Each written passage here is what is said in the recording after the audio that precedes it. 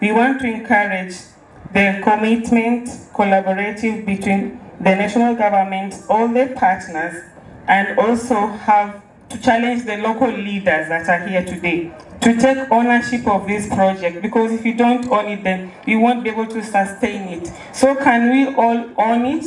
And whenever you're called upon for such launching activities, please show up. You never know when you come what you might teach others or what you might learn from them. So for those that are invited on a short notice, I appreciate you all. I'm so glad that you're here. As I close, I want to express my optimism that STRIVE will bring more gains within Kilifi.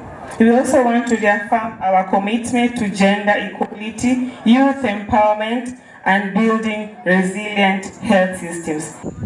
Kaunti hii ya Kilifi kama zile zingine bado zinakabiliwa na changamoto mbalimbali katika kuhakikisha kila kijana na kila mwanamke anafurahia haki yake na kupata huduma bora za afya.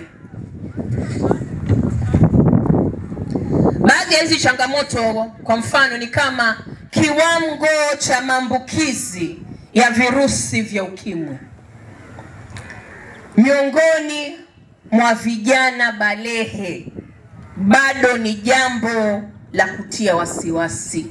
Kuna maeneo mengine hapa ndani ya Kilifi hali hii inazidishwa na miundo duni ya afya pamoja na upungufu wa wahudumu wa afya. Kilifi ni wengi, we are 1.5 million, imetapakaa.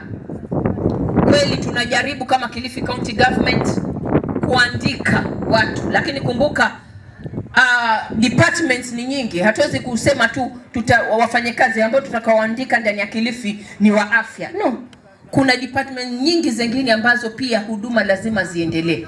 Kwa hivyo we are doing it in phases.